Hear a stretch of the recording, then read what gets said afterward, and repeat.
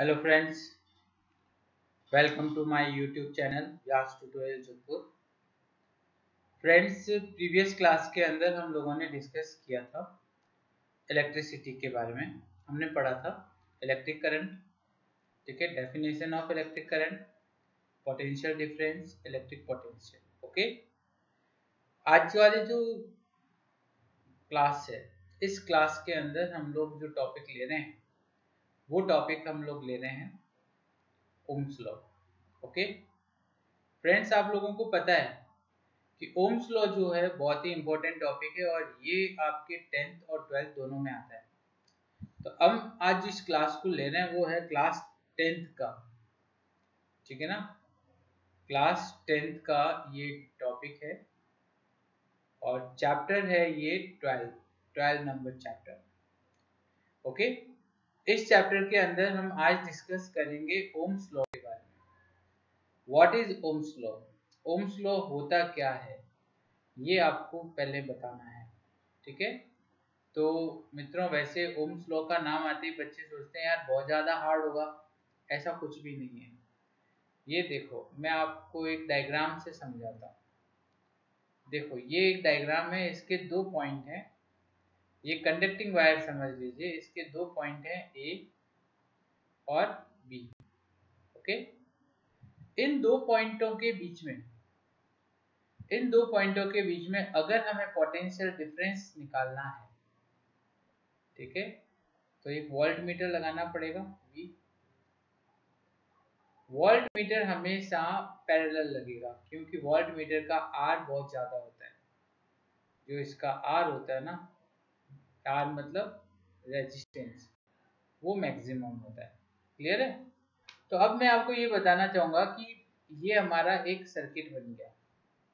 अगर हम इस सर्किट में करंट पास करते हैं I इज ए करंट, तो इन दोनों टर्मिनल पर पोटेंशियल डिफरेंस बनता है V, ठीक है। ओम्स लॉ ये कहता है कि ये I और V, ये दोनों जो हैं, करंट और पोटेंशियल डिफरेंस, एक दूसरे के डायरेक्टली प्रोपोर्शनल होते हैं। क्या होते हैं? डायरेक्टली प्रोपोर्शनल होते हैं when all physical conditions are constant. Physical conditions का मतलब कि लेंथ ऑफ वायर हो गया, एरिया ऑफ क्रॉस सेक्शन हो गया मतलब चौड़ाई हो गई, टेम्परेचर हो गया। अगर ये सारे कंडीशंस कांस्टेंट रहते हैं, अनचेंज रहते हैं, तो दैट टाइम I और V एक दूसरे के डायरेक्टली प्रोपोर्शनल होंगे। ओके, तो ओम्स लॉ क्या कहता है? According to the Ohm's law, when the physical conditions like length, area of cross section, temperature of a conductor wire, ठीक है ना, केप्ट कांस्टेंट, दोनों ये सारी चीजें कांस्टेंट रहनी चाहिए, ठीक है। That time the potential difference V, potential difference क्या है? V, ठीक है, across the end of the conductor, ठीक है, is directly proportional to the current, ठीक है। That is Ohm's law. मतलब V I के डायरेक्टली प्रोपोर्शनल होगा। अगर यहाँ पे हमने करंट पास करी तो हमने देखा कि करंट तो इसमें से जारी है, पर इसके दो टर्मिनल के बीच में जो V बनता है, ठीक है, वो V इस करंट के डायरेक्टली प्रोपोर्शनल होगा। अगर करंट को हम डबल कर दें तो V भी डबल हो जाएगा। करंट को 3 टाइम कर दें तो V भी 3 टाइम हो जाएगा।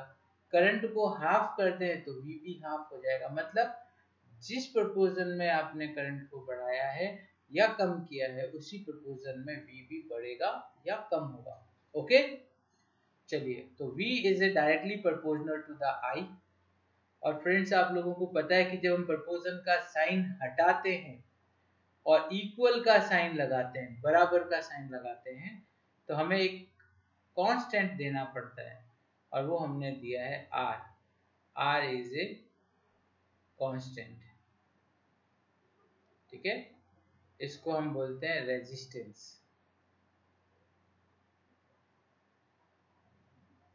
Resistance of wire. ओके ना। तो यहाँ पे हमने कांस्टेंट दे दिया, बराबर का निशान लगा दिया, तो V is equal to RI या IR। अब अगर आपको R फाइंड आउट करना है तो I को इधर नहीं ले जाओगे, तो R बराबर V अपॉन I हो जाएगा। अगर आपको I फाइंड आउट करना है तो R को इधर नहीं ले जाओगे, I फाइंड आउट करना है तो आप क्या करोगे, V अपॉन R, यही करोगे। तो ये आपके R, V और I के फॉर्मूले हो गए। अगर आपको पोटेंशियल डिफरेंस मेजर करना है, आपको R और I गिवन है तो ये फॉर्मूला। आपको अगर रेजिस्टेंस फाइंड आउट करना है और V और I गिवन है तो ये फॉर्मूला। अगर आपको करंट मेजर करना है और V और R गिवन है तो ये फॉर्मूला। ठीक है, ये फॉर्मूले यहाँ पे भी काम आते हैं, सीरीज और पैरेलल कॉम्बिनेशन में भी काम आएंगे, इसलिए इसे आप याद रखिएगा। ओके, बने किससे हैं, केवल एक ही फॉर्मूले से तो बने, एक ही से तो बने। ठीक है, तो यहाँ पे हम क्या देखते हैं कि R जो है इज प्रोपोर्शनली कांस्टेंट, मतलब प्रोपोर्शन हटाकर हम इसे कांस्टेंट को लगा देते हैं। ठीक है, और दूसरा मैं आपको यहाँ पे बता दूं कि जो R है इज ए रेजिस्टेंस, इसकी यूनिट होती है ओम। R की यूनिट क्या होती है, ओम। V की यूनिट क्या होती है, वोल्ट। और करंट की यूनिट क्या होती है, एम्पियर। ये देखो, ओम, वोल्ट और एम्पियर। ठीक है, अगर इन सब के आगे 1 लगा दिया जाए तो ये 1 ओम की डेफिनेशन हो जाएगी। ठीक है, मतलब कि अगर एक एम्पियर करंट पास करने पर किसी भी कंडक्टिंग वायर के एंड पर 1 वोल्ट पोटेंशियल डिफरेंस बनता है तो उसका रेजिस्टेंस 1 ओम होगा। क्या होगा, 1 ओम होगा। ठीक है, if on applying current of 1 ampere in a wire to produce potential difference of 1 volt across its end, then resistance of wire will be 1 ohm. Okay? इसी टाइप से अगर आपको 1 वोल्ट की डेफिनेशन लेनी है तो एम्पियर को इधर ले जाओ भाई, V बराबर क्या हो जाता है, RI हो जाता है ना। तो 1 वोल्ट की डेफिनेशन 1 एम्पियर 1 ओम कैसे करोगे, if V passes 1 ampere current in an conducting wire, एक कंडक्टिंग वायर में हमने 1 एम्पियर करंट पास किया है, that time 1 ohm resistance is produced in it, that time potential difference across the end will be 1 volt। 1 ampere current pass करने पर एक resistance अगर उसका बनता है तो उसका पोटेंशियल डिफरेंस 1 वोल्ट होगा। कितना होगा, 1 वोल्ट होगा। ओके, क्लियर है। तो ओम्स लॉ क्या कह रहा है, मैं वापस बता देता हूँ। किसी भी कंडक्टिंग वायर में से जब करंट पास करते हैं तो उनके किसी 2 टर्मिनल पर ए और बी पर जो पोटेंशियल डिफरेंस बनता है V, वो पोटेंशियल डिफरेंस I के डायरेक्टली प्रोपोर्शनल होगा। और प्रोपोर्शन का साइन हटाते ही हमें R लगाना है, और R इज ए कांस्टेंट जिसको हम रेजिस्टेंस ऑफ वायर कहते हैं। ठीक है, कोई कंफ्यूजन नहीं, डन। चलिए अब हम बात करते हैं नेक्स्ट पॉइंट की। नेक्स्ट पॉइंट जो है वो एक थ्योरी से रिलेटेड पार्ट है जिसमें हम बात करते हैं फ्री इलेक्ट्रॉन्स की। फ्री इलेक्ट्रॉन्स क्या होते हैं आपको पता है कि मेटल, नॉन मेटल और सेमीकंडक्टर्स, ये जो होते हैं इन सब के अंदर इनके कंडक्टिविटी के लिए रेस्पॉन्सिबल कौन है, large number of loosely bond electrons. ठीक है, मेटल में होते हैं which are capable to move freely in the inter atomic space, atomic space के बीच में इजीली घूम लेते हैं वो लोग। जैसे ये आप देखिए कि एटॉमिक स्पेसेस है ये वाले, ठीक है, इनके बीच में यहाँ पर इलेक्ट्रॉन होते हैं, फ्रीली इलेक्ट्रॉन होते हैं। ठीक है ना, मैं पॉइंट लगा देता हूँ। तो ये जितने ज्यादा होंगे उतने फ्रीली मूव करेंगे तो कंडक्टर हो जाएगा। ठीक है, तो जो कंडक्टर्स होते हैं इनके अंदर सबसे ज़्यादा फ्री इलेक्ट्रॉन्स होते हैं। उसके बाद इंसुलेटर होते हैं, उनमें नहीं होते। सेमीकंडक्टर होते हैं, उनमें मॉडरेट होते हैं। तो on presence of the free electrons हम क्या करते हैं कि मेटल को 3 पार्ट्स में, या जो भी मटेरियल होता है उन्हें 3 पार्ट्स में क्लासिफाई कर देते हैं, मेटल, नॉन मेटल और मेटलॉइड्स। ओके, क्लियर है? In presence of electric field of a force act on these free electrons due to electron move in a particular direction. ठीक है, bonded ions in the conductor opposes the motion, this known as resistance. What is the meaning of this sentence? इसका मतलब ये होता है कि ये जो फ्री इलेक्ट्रॉन्स होते हैं ये मूव करते हैं एक डायरेक्शन से दूसरे डायरेक्शन में, क्योंकि फ्री इलेक्ट्रॉन होते हैं।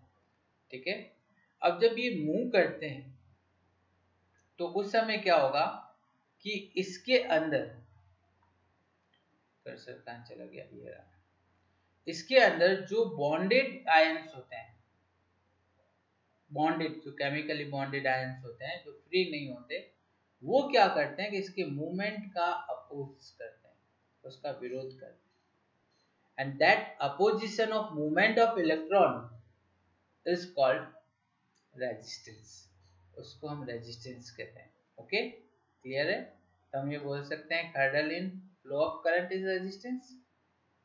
ठीक है, उसको हम रेजिस्टेंस कहते हैं और रेजिस्टेंस को हम R से डिनोट करते हैं, मैंने आपको बताया था। ठीक है, और इसके अलावा मैंने आपको ये भी बता दिया था 3 तरह के मटेरियल होते हैं, कंडक्टर, सेमीकंडक्टर और इंसुलेटर। कंडक्टर वो होते हैं जिनका रेजिस्टेंस लो हो। रेजिस्टेंस लो हो मतलब कि इलेक्ट्रॉन फ्लो में रुकावट कम हो, ठीक है ना, जिनमें लॉट ऑफ फ्री इलेक्ट्रॉन हो, तो वो कंडक्टर्स होते हैं। सेमीकंडक्टर वो होते हैं जिनके अंदर क्या होता है कि कंडक्टर के कंपैरिजन में थोड़ा सा हाई रेजिस्टेंस होता है। ठीक है, और उनमें थोड़े से नंबर ऑफ फ्री इलेक्ट्रॉन कम होता है। और इंसुलेटर वो होता है जिनका रेजिस्टेंस बहुत ही हाई होता है, जिसमें से करंट पास नहीं हो सकता, फ्री इलेक्ट्रॉन होते ही नहीं है, लाइक रबर और वुड। ठीक है ना, these are इंसुलेटर। कंडक्टर के तो एग्जांपल आपको पता ही है, copper, aluminium, silver, iron. Semiconductor के नाइक्रोम, मैग्नीज। ठीक है, ये इनके एग्जांपल हो गए।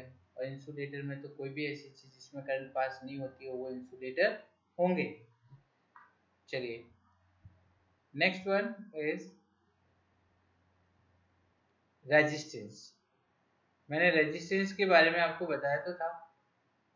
ठीक है, रेजिस्टेंस क्या होती है कि resistance of a conductor is defined as the property of virtue of which it opposes the flow of electricity.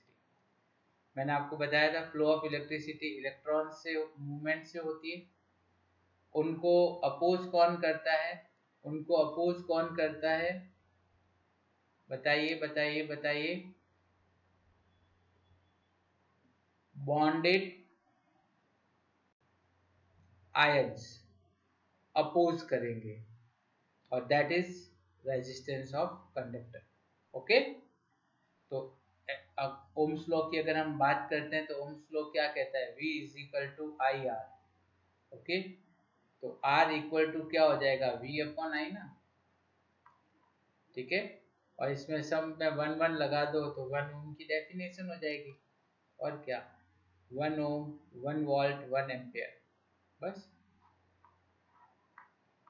Next one is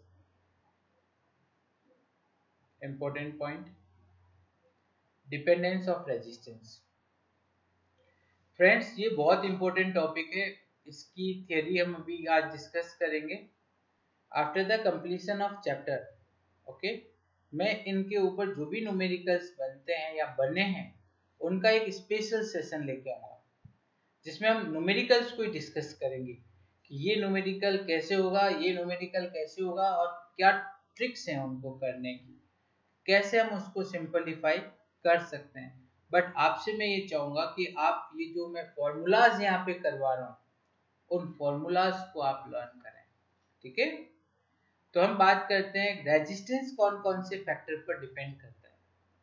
तो फ्रेंड्स मैं आपको बता दूं कि रेजिस्टेंस डिपेंड्स ऑन 4 फैक्टर्स, जिसमें पहला फैक्टर है length of the resistance wire. ठीक है, अगर रेजिस्टेंस वायर की जो लेंथ है, ये अलग अलग लेंथ हो गई, ठीक है, ये 10 सेंटीमीटर, ये 20 सेंटीमीटर, ये 30 सेंटीमीटर, वॉटेवर अपन एक इमेजिनरी इसकी वैल्यूज ले लेते हैं। तो अलग अलग लेंथ के जो रेजिस्टेंस वायर हैं, ठीक है, इन पे रेजिस्टेंस कैसे डिपेंड करेगा। तो हमेशा जो रेजिस्टेंस होता है that is the directly proportional to the length of the resistance wire. ये रेजिस्टेंस वायर के लेंथ के डायरेक्टली प्रोपोर्शनल होता है। लेंथ बढ़ाएंगे तो रेजिस्टेंस बढ़ेगा, लेंथ कम करेंगे तो रेजिस्टेंस कम होगा। मतलब इसका रेजिस्टेंस कम, इसका उससे ज्यादा और इसका सबसे ज्यादा। तो जैसे जैसे आप लेंथ बढ़ाओगे वैसे वैसे रेजिस्टेंस बढ़ेगा और ये एक स्ट्रेट लाइन आएगा, ठीक है ना, डायरेक्टली प्रोपोर्शनल है इसलिए। क्लियर। वेयर दूसरी चीज आ जाती है area of the cross section, मतलब थिकनेस। थिकनेस की अगर हम बात करते हैं तो हमारे पास 3 वायर हैं जिनकी लेंथ सेम है, ओके, बट उनकी जो थिकनेस है वो अलग अलग है। ये देखो, सेम लेंथ है और उनकी थिकनेस अलग अलग है। Same length different thickness, okay. तो उस केस में क्या होगा कि थिकनेस जैसे जैसे आप बढ़ाओगे वैसे वैसे रेजिस्टेंस कम होगा, because resistance is inversely proportional to the cross section area. चौड़ाई के इनवर्जनली प्रोपोर्शनल होता है। आप सिटी की गलियों में चले जाते हो तो वो पतली रोडें होती है, रेजिस्टेंस ज्यादा होता है। वहीं हाईवे पे चले जाते हो, नेशनल हाईवे पे चले जाते हो, चौड़ी होती है, रेजिस्टेंस कम होता है, गाड़ी चलाने में दिक्कत कम आती है। वही है कि जैसे जैसे चौड़ाई बढ़ेगी वैसे वैसे रेजिस्टेंस कम होगा। तो जैसे जैसे चौड़ाई बढ़ रही है, थिकनेस बढ़ रही है, ठीक है, जैसे जैसे आगे बढ़ेंगे वैसे वैसे रेजिस्टेंस कम होता रहेगा, ठीक है ना, ऐसे। तो इसका ग्राफ इस टाइप का आएगा। समझ गए, कोई कंफ्यूजन नहीं। चलिए अब हम बात करते हैं इन दोनों इक्वेशंस को। इसको हम इक्वेशन 1 मान लें, इसको हम इक्वेशन 2 मान लें। ध्यान देना अब इस चीज को, अगर मैं इन दोनों इक्वेशन को मिला दूं तो अपने पास क्या बनेगा, R proportional to L upon A। यही बनेगा कि नहीं बनेगा, बनेगा। तो अब इसी चीज को हम आगे ले रहे हैं कि अगर मैंने ये दोनों को मिला दिया तो L अपॉन A हो गया। क्या हो गया, L अपॉन A। और आपको पता है, ये वाली चीज को मैं थोड़ा सा ठीक कर देता हूँ कि प्रपोजन का साइन हटाकर इक्वल का साइन लगाते हैं तो L अपॉन A तो है ही है, यहाँ एक रो लग जाएगा और ये जो रो है ना that is the specific resistance. इसको हम कांस्टेंट भी बोलते हैं but that is the specific resistance. ये क्या होगा, स्पेसिफिक रेजिस्टेंस होगा उस मटेरियल का, ठीक है। यहाँ पे इक्वल का साइन आ जाएगा, ठीक है ना, ये वाली। अगर आपको रो फाइंड आउट करना है तो रो को तो यहीं रहने दो, आर इधर है ही है, एल अपॉन ए को उधर ले जाओगे तो उल्टा हो जाएगा ना, ए अपॉन एल। होगा या नहीं होगा, तो that is the rho equal to R A upon L. समझे, तो ये दोनों फॉर्मूले आपको आने चाहिए।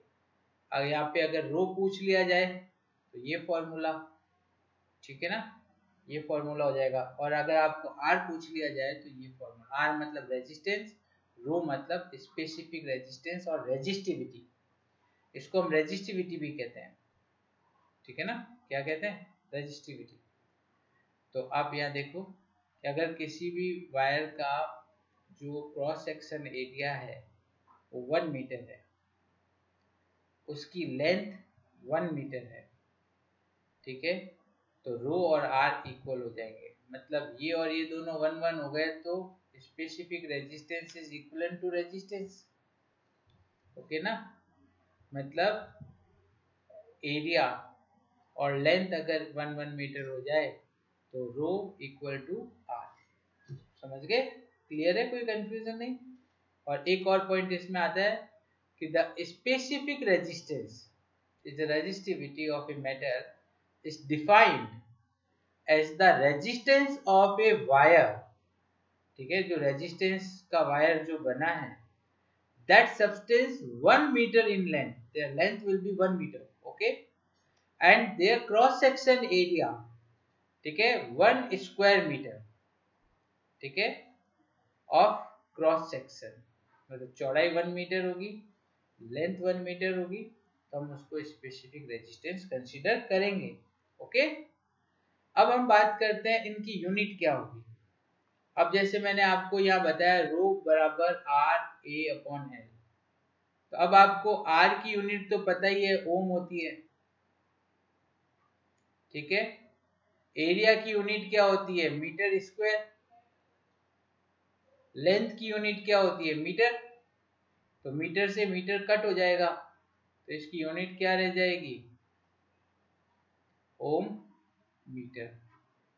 तो ये देखो, मीटर से मीटर कट हो गया, यूनिट क्या रह गई, ओम इंटू मीटर। समझ में आ गया? That is the specific resistance. Okay, ये क्या हो गया, स्पेसिफिक रेजिस्टेंस हो गया। और इसकी यूनिट क्या हो गई, ओम इंटू मीटर। याद रखिएगा, इसकी यूनिट ओम इंटू मीटर होती है, क्योंकि रेजिस्टेंस की यूनिट ओम, एरिया की यूनिट मीटर स्क्वायर और लेंथ की यूनिट मीटर। तो मीटर से मीटर कट हो जाएगा, तो ओम इंटू मीटर रिमेनिंग रह जाएगा, that is the unit of specific resistance. Okay, चलिए इसके बाद में मैं आपको बता रहा हूँ, जैसे हमने यहाँ पे डिस्कस किया था दो चीजें, लेंथ और एरिया। मैंने आपको बताया था कि specific resistance depends on 4 factors, ये इसका थर्ड फैक्टर होगा और ये इसका फोर्थ फैक्टर होगा। Third factor is a material. आपको पता है मटेरियल जो होते हैं 3 टाइप के होते हैं, कंडक्टर, सेमीकंडक्टर और इंसुलेटर। ठीक है, तो आपको पता है कि जो कॉपर है, आयरन है, सिल्वर है, those are the good conductor. ठीक है, वो गुड कंडक्टर होते हैं, और सबसे अच्छा कंडक्टर सिल्वर होता है, उसके बाद कॉपर होता है, फिर आयरन होता है। ठीक है, इंसुलेटर में तो फ्री इलेक्ट्रॉन होते ही नहीं है, जैसे रबड़ और वुड। सेमीकंडक्टर में इलेक्ट्रॉन्स मॉडरेट अमाउंट में होते हैं, जैसे सिलिकॉन, जर्मेनियम एक्सेट्रा। अब हमें देखना है कि इसका टेम्परेचर से कैसे रिलेशन है। तो मैं आपको बता दूं कि हमारे पास दो चीजें हैं, एक तो है कंडक्टर, क्या है, एक तो है कंडक्टर और एक है सेमीकंडक्टर।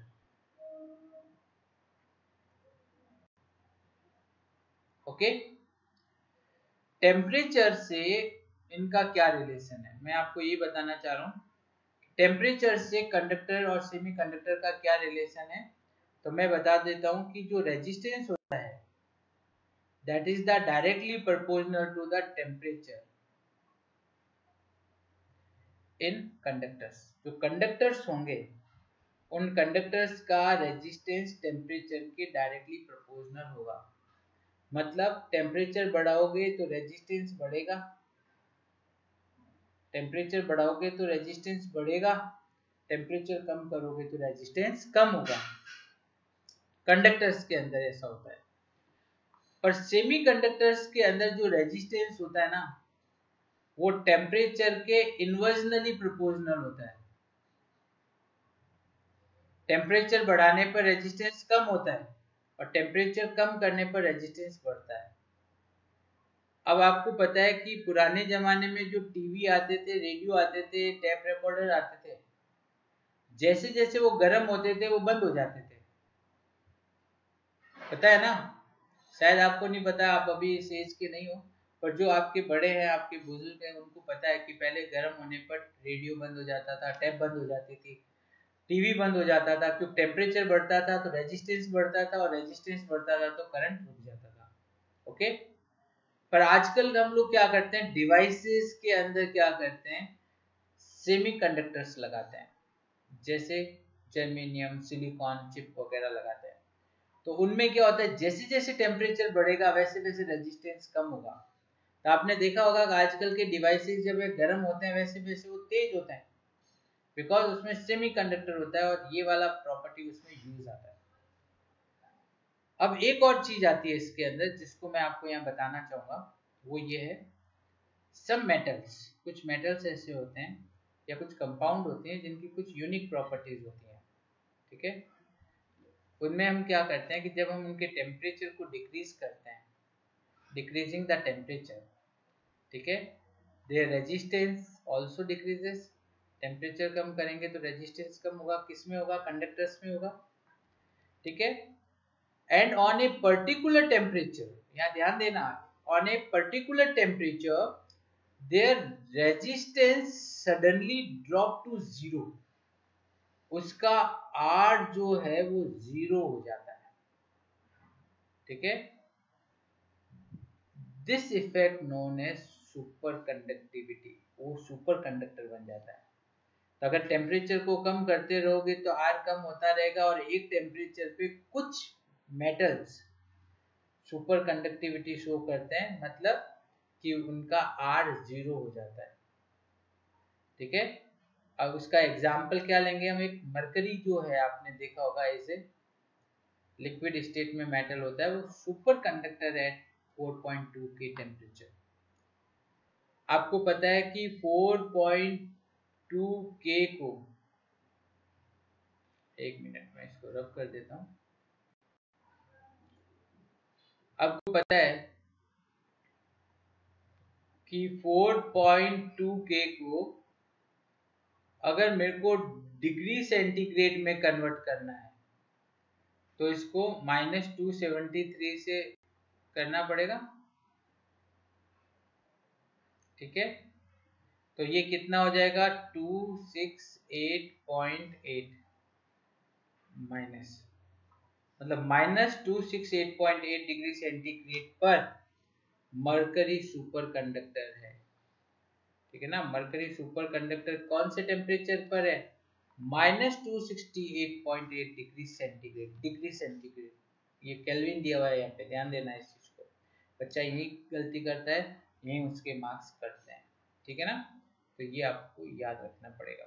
ठीक है, तो आज हमने कौन कौन से टॉपिक करे, हमने ओम्स लॉ करा, डिपेंडेंस ऑफ रेजिस्टेंस करा। ठीक है, 4 फैक्टर पर रेजिस्टेंस डिपेंड करता है, लेंथ पर, क्रॉस सेक्शन एरिया पर, मटेरियल पर और टेम्परेचर पर। ठीक है, और जिसमें आपको super conductivity of mercury 4.2 kelvin रखना है, जिसको डिग्री सेंटीग्रेड में -268 डिग्री, -268.8 डिग्री सेंटीग्रेड पर वो सुपर कंडक्टर है, और इतना नीचे टेम्परेचर रख पाना इम्पॉसिबल है एक्सेप्ट लेबोरेटरी। ओके ना, तो इसलिए ये वाला सुपर कंडक्टर अभी यूज नहीं आ रहा है। ठीक है, आपको मेरी आज की क्लास कैसी लगी जरूर बताइएगा।